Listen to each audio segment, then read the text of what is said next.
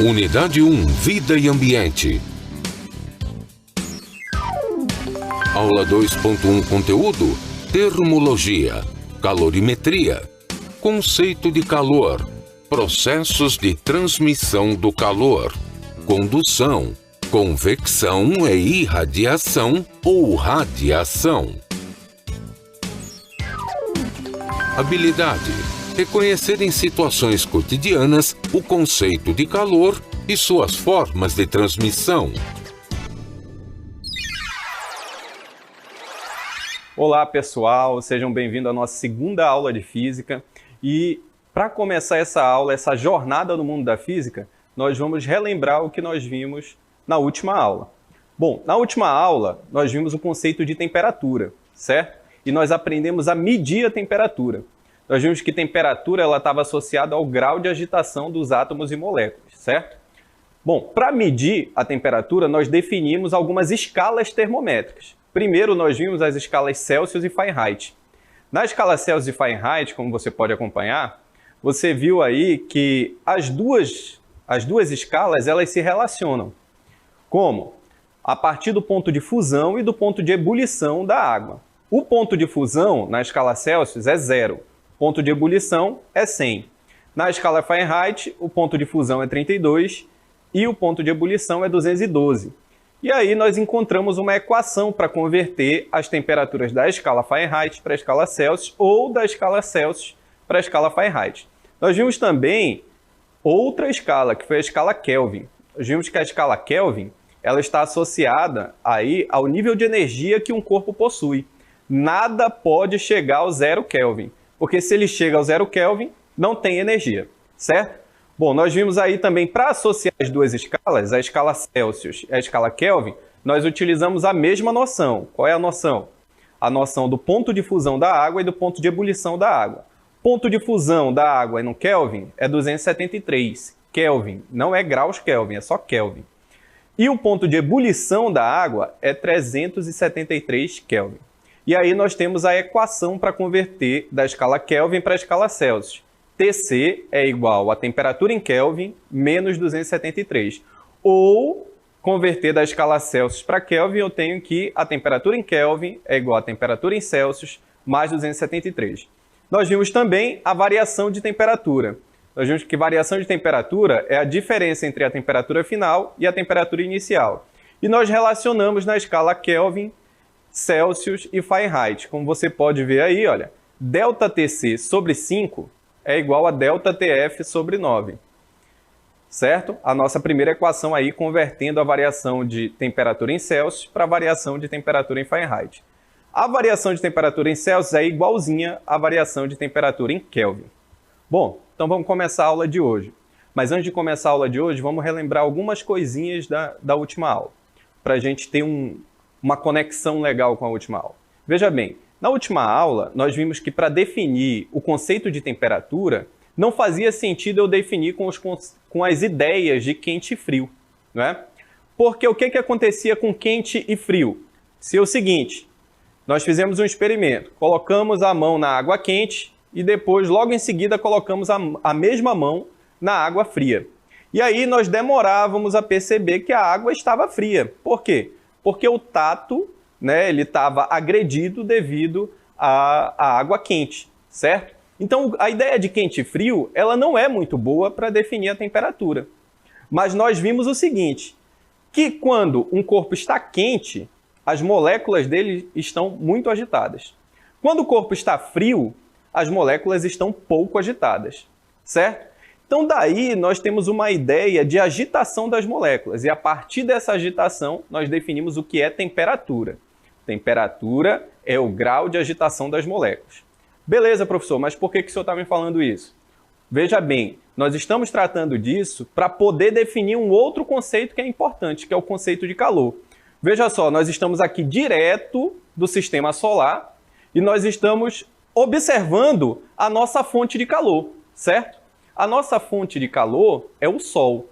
Bom, para entender esse conceito de calor, nós estamos vendo que o Sol parece estar transferindo uma forma de energia, né? Está transferindo uma luz aí, alguma coisa, para a superfície da Terra, certo?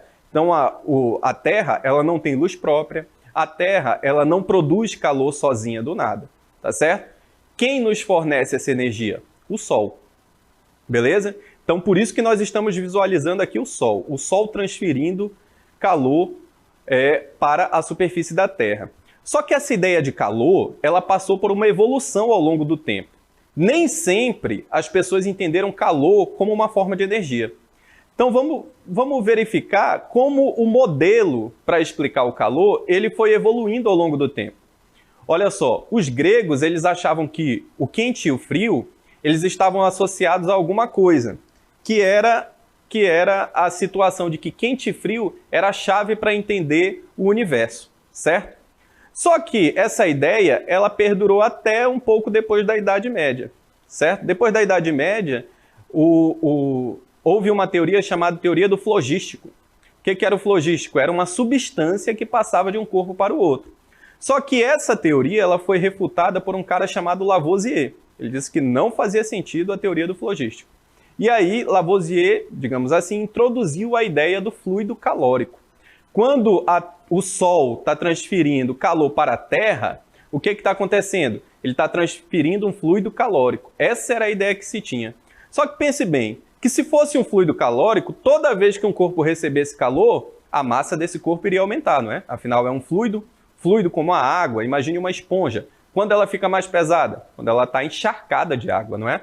Então, não faz também sentido a ideia do calórico, né? Mesmo que ele seja um fluido sem peso, ainda assim não faria sentido. Então foram os estudos de um cara chamado Conde de Rumford que nós tivemos a ideia de calor como energia, tá certo? Então o que é calor atualmente? Qual é o conceito de calor? Veja só, calor é a energia térmica em trânsito de um corpo, com maior temperatura para um corpo com menor temperatura.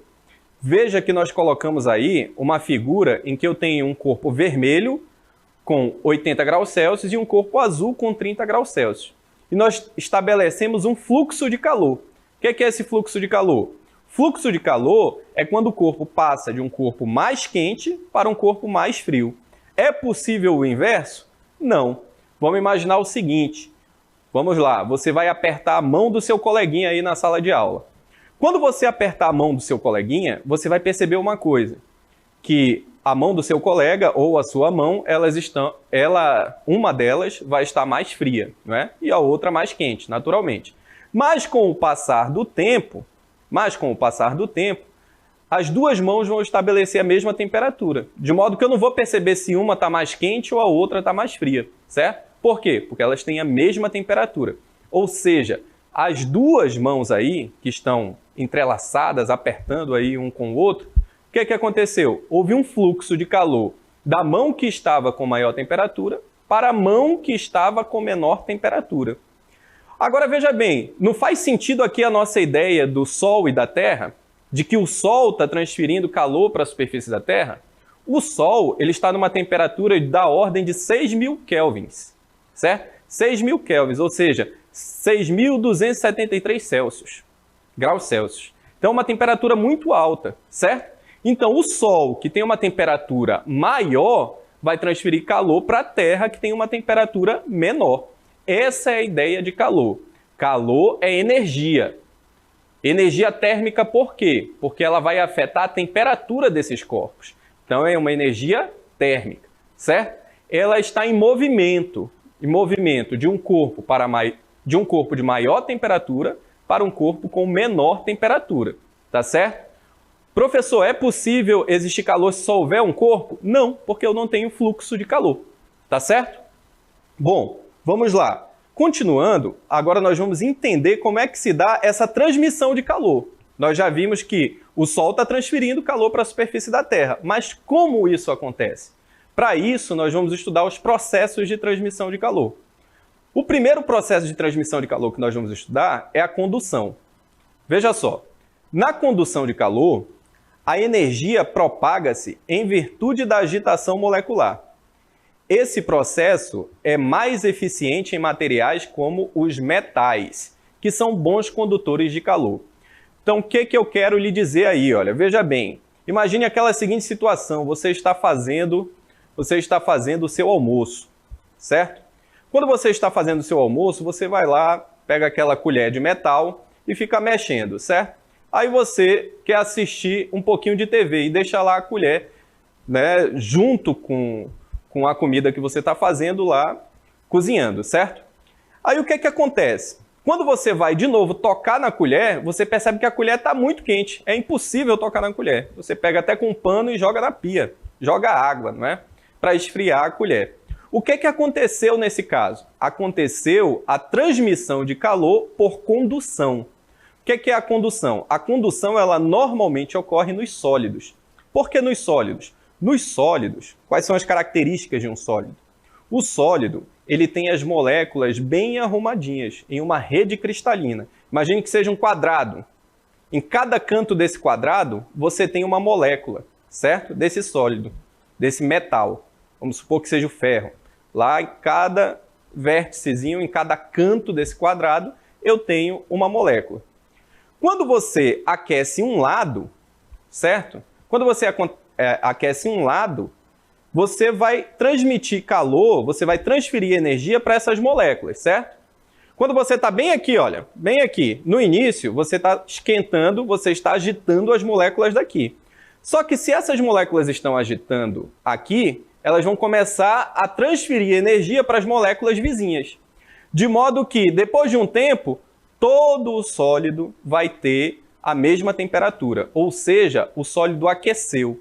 Eu transmiti calor por condução. Então, o que tem que ficar da condução? Condução ocorre nos sólidos, tá certo? Sempre nos sólidos. E é em virtude da agitação das moléculas que compõem esse sólido. Ah, professor, se eu começo a aquecer o sólido, ele aquece todo de uma vez? Não. Depois de um tempo, ele vai entrar em equilíbrio térmico com a fonte de calor, tá certo? Nós vimos até na cartela anterior, nós vimos a questão aí de uma vela e uma barra de ferro, certo? Você está vendo aí a vela, mais próximo à vela está um pouco mais vermelho, para indicar o quê? Para indicar que a temperatura ali é maior do que no restante do sólido. Só que essas moléculas ali perto da vela, elas estão ficando mais agitadas e essa energia está sendo transmitida para os vizinhos. Você está percebendo aí que ela vai ficando vermelhinha até lá no final, certo? Então é assim que ocorre o processo de transmissão por condução. Condução, sólidos. Já fique aí na sua cabeça. Vamos fixar.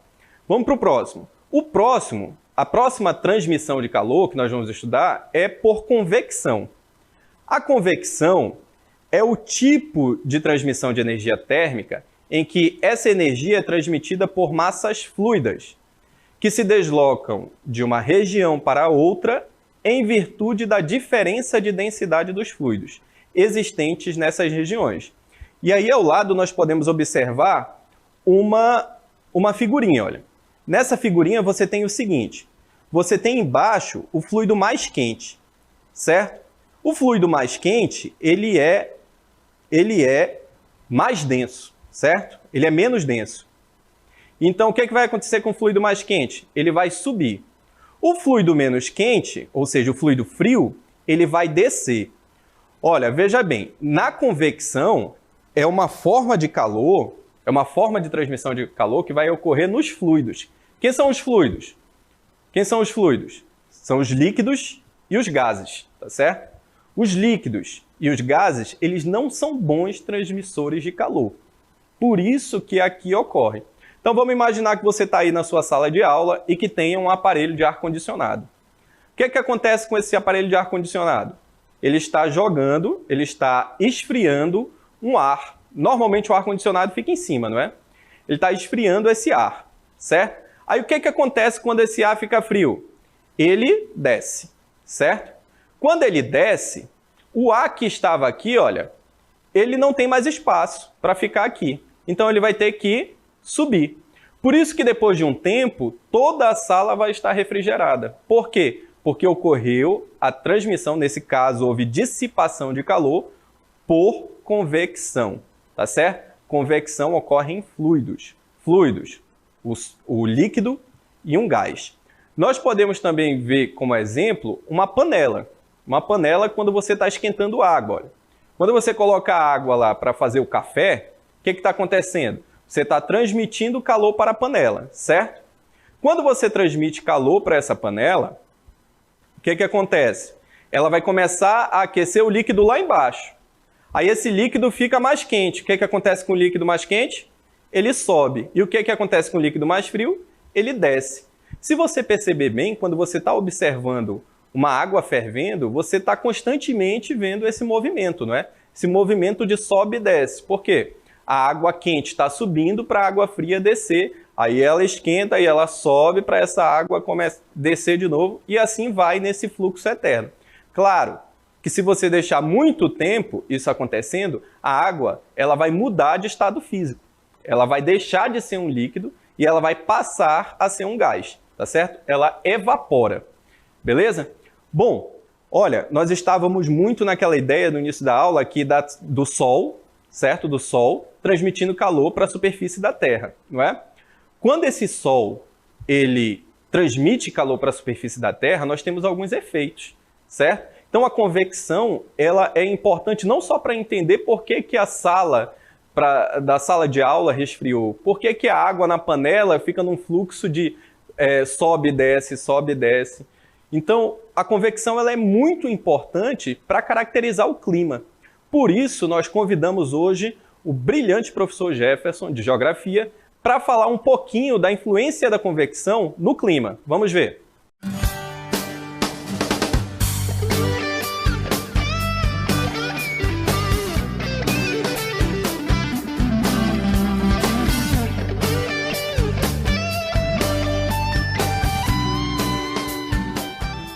E aí, pessoal do segundo ano? E aí, professor William? A gente está aqui agora para participar da sua aula, não é mesmo? Falando sobre a questão da convecção, que é uma dinâmica que acontece no clima da nossa região amazônica. Nós vivemos numa área, pessoal, que é muito quente e que ao mesmo tempo chove bastante. Tudo isso por conta da influência do clima aqui na nossa região, a influência das massas de ar, esses grandes blocos de ar que estão circulando o tempo todo aqui na nossa região. Então, dependendo do ponto onde esteja, qualquer lugar aí no planeta, ele vai ter uma característica climática específica. No caso aqui da nossa região, o fato de nós estarmos próximos da linha do Equador, o fato de nós recebermos muita energia solar e também a questão ali da formação das chuvas por conta da floresta amazônica. Tudo isso vai trazendo aquelas características da nossa região. Então a questão do clima, a questão das massas de ar são muito importantes para essas características que a gente conhece bastante aqui da nossa região, esse calor e também essa quantidade de chuvas gigantesca.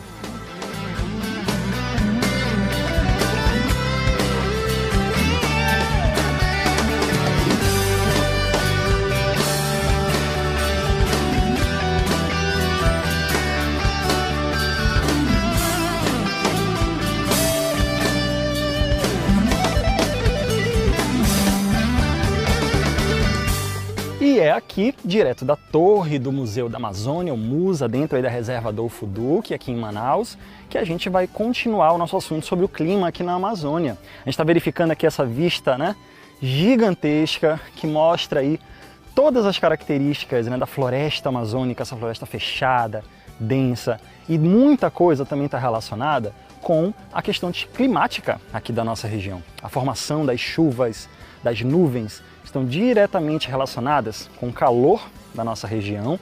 A gente vive num clima equatorial, como a gente já sabe, então o ar quente, que é muito comum aqui nessas áreas, acaba formando as chamadas chuvas convectivas. Esse ar quente que tem aqui, muito úmido, a tendência dele é ele subir numa velocidade muito maior, formando essas nuvens aí que a gente está vendo e logo em seguida já desabando na superfície. Aqui na nossa região, pessoal, a quantidade de chuva é tão grande que é formada por conta da chamada evapotranspiração da floresta e acaba formando uma quantidade de nuvens gigantesca, formando inclusive chuvas que vão embora para outras regiões. São chamados rios voadores, muito conhecidos aí na nossa região. São as chuvas a partir das massas de ar que saem daqui da região e vão embora para outras regiões aí do Brasil, levando nuvens lá para o sudeste, levando chuvas para lá para aquela região. E é com essa imagem que eu deixo vocês aí finalizando essa participação. Professor William, muito obrigado. Essa é a dinâmica climática da nossa região, diretamente aqui do Museu da Amazônia. É com você aí, professor. Boa aula.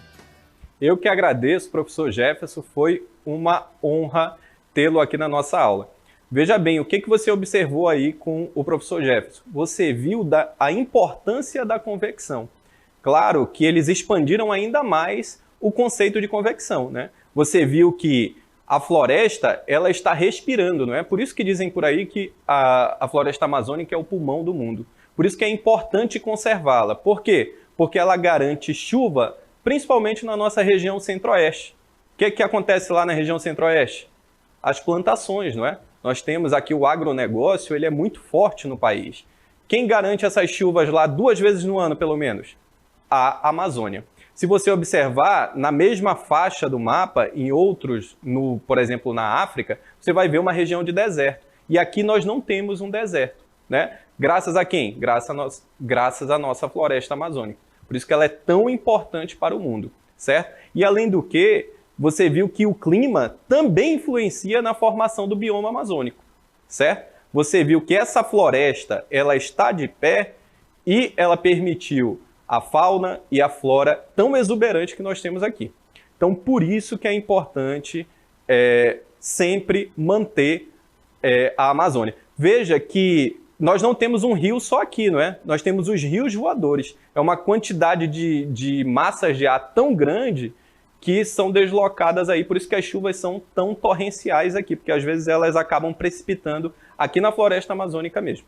Bom, então nós vimos aí um tema super atual, né? Nós vimos como a convecção é importante. Você viu lá o movimento do ar quente subindo e do ar frio descendo. Sabe outra aplicação de convecção muito legal? Você já percebeu que quando está muito calor e chove, aí demora muito, abre aquele sol gigante. Aí você começa, não adiantou nada chover, continua quente. Não é assim que você fala? Por que não adiantou nada chover e continua quente? Porque aquela água que estava ali na superfície da Terra, ela vai começar a evaporar. E aí você está sentindo o calor o quê? Subindo. Para depois o ar frio descer. Certo? O ar frio que aqui não é tão frio. Não é verdade? Bom, então nós já vimos 2 formas de transmissão de calor. Nós já vimos a condução, certo? A condução ocorre em sólidos, ok? Ocorre em sólidos, você perturba primeiro aquelas moléculas próximas à fonte de calor e depois essa perturbação vai se propagando em todo o sólido. E agora nós vimos a convecção, que ela ocorre nos fluidos, certo? Que fluidos são esses? Você viu aí o líquido e um gás, não é? Nós vimos o exemplo do gás aí nos rios voadores, que é a água evaporada, e nós vimos nos fluidos lá no exemplo da panela, certo? Agora nós vamos ver o terceiro e último, porque se você perceber, o que aconteceu? Professor, o senhor ainda não explicou como é que o Sol transfere calor para a superfície da Terra. Porque entre o Sol e a Terra tem algum fluido? Não tem. Entre o Sol e a Terra tem uma barra lá ligando os dois? Não tem. Então nós precisamos explicar por que o Sol está aquecendo a Terra. Como é que o Sol consegue transferir calor para a superfície da Terra? Para isso, nós temos a nossa terceira forma de transmissão de calor, que é a irradiação. Na irradiação, nós temos aí, olha, corpos a qualquer temperatura possuem a propriedade de emitir ondas eletromagnéticas, ou radiação. Isso é chamado de irradiação térmica. Você está vendo aí na nossa figura uma fogueira transmitindo calor para as mãos de uma pessoa, não é? Olha só, você está vendo que essa fogueira transfere ondas de calor, assim como o Sol estava transferindo ondas de calor para a superfície da Terra. Bom, mas o que são essas ondas de calor que estão sendo transferidas? Elas são ondas eletromagnéticas, tá certo? O que é uma onda eletromagnética? Onda eletromagnética é uma onda que se propaga no vácuo, ou seja, o que é o vácuo? É o espaço vazio, é onde eu não tenho fluidos, onde eu não tenho sólidos. O espaço entre a Terra e o Sol é um espaço que nós chamamos de vácuo, tá certo? Então essas ondas eletromagnéticas, elas se propagam no vácuo. elas não precisam necessariamente de um meio material para se propagar. Veja que quando eu tinha condução, ela precisava de um sólido, certo? Quando eu tinha convecção, ela precisava de um fluido. Mas na irradiação, nós não precisamos nem de um sólido nem de um fluido. Por quê? Porque elas se propagam nesse espaço vazio que nós chamamos de vácuo, tá certo? Quer um exemplo de onda eletromagnética? Olha aí para o teto. Quando você olhar para o teto da sua sala de aula, você vai ver uma lâmpada. Essa lâmpada está emitindo luz. Essa luz é uma onda eletromagnética. Essa onda eletromagnética, ela está dentro da faixa do visível. Ou seja, a luz que está sendo emitida, eu posso enxergar, tá certo? Mas todas as radiações eu posso enxergar? Não, nem todas. Por exemplo, vamos supor, quando você capta aí o sinal e você está me vendo aí na TV na sua sala de aula. Essa captação de sinal, quando ela é feita por meio de antenas, houve a transmissão de uma onda eletromagnética, certo? Houve a transmissão de informação através de ondas eletromagnéticas. Essa onda eletromagnética, quando você olha assim para o espaço, você está vendo ela passar? Não, você não vai enxergá-la. Por quê? Porque ela não está na faixa do visível, tá certo? Então, outro exemplo de ondas eletromagnéticas são as ondas de rádio, o Bluetooth, o infravermelho, certo? Tudo isso são ondas eletromagnéticas. E os corpos, quando eles têm uma temperatura, eles têm uma assinatura de calor, certo? Você consegue enxergar esses corpos porque, mesmo com outras formas de luz, com outras formas de radiação, você consegue enxergar esses corpos. Você propriamente não. Mas vamos verificar aí, olha, que a radiação ela depende da temperatura. Bom, as características dessa radiação dependem da temperatura que o corpo se encontra. Verificando-se que quanto maior a temperatura, maior a frequência e maior a intensidade da energia irradiada. Você está vendo aí a imagem de uma pessoa e essa pessoa está com uma assinatura de calor, olha. Você está observando que ela tem faixas verdes, ela tem faixas mais para o laranja, outras faixas mais para o lilás. E o que você observa aí? Você observa a assinatura de calor dessa pessoa. Ou seja, ela tem uma temperatura e essa temperatura ela se irradia por meio de ondas eletromagnéticas. Essas ondas eletromagnéticas partem do corpo da pessoa e elas começam a irradiar por aí. Quando você consegue enxergar o seu coleguinha aí do lado da sala de aula, que está bem do seu lado, você está observando a assinatura de calor dele. Você está enxergando a imagem que é a luz na faixa do visível. Mas sempre essa radiação ela está na faixa do visível? Não. A gente emite outros tipos de luz? Emitimos, sim. Por isso que em alguns lugares parece não ter ninguém e se você foca com outro olhar, você vai observar que tem alguém sim. Tem alguém como? Porque ele tem uma assinatura de calor. E essa assinatura de calor é percebida por outros detectores de ondas eletromagnéticas. Então é assim que o Sol transmite calor para a superfície da Terra, através de ondas eletromagnéticas, através da irradiação, tá certo? A irradiação carrega a luz, a onda eletromagnética que nós conseguimos observar de dia, e essa onda eletromagnética ela se propaga aqui na superfície da Terra, tá certo? Bom, então o que é a radiação solar? A radiação solar é causada pela energia emitida do Sol provenientes de reações que ocorrem na superfície do astro, seja na superfície do Sol. A radiação solar se propaga por onda eletromagnética, que é o que nós acabamos de ver. Agora, o Sol, ele sempre vai emitir ondas eletromagnéticas na faixa do visível. Vamos verificar, os nossos olhos, eles vão enxergar o Sol na faixa do visível, mas os nossos olhos não têm ainda o poder de detectar outras formas de ondas eletromagnéticas. Então, para isso, eu vou mostrar para você a imagem do Sol em várias faixas do espectro eletromagnético, que nós vamos estudar lá no futuro. Veja só.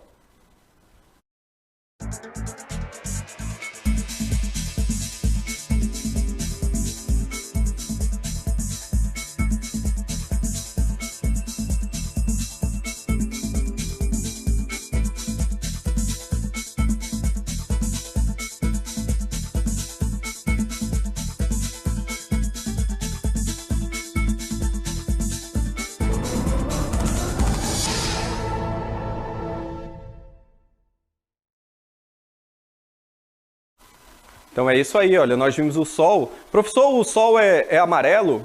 Na faixa do visível, você pode dizer que ele é amarelo.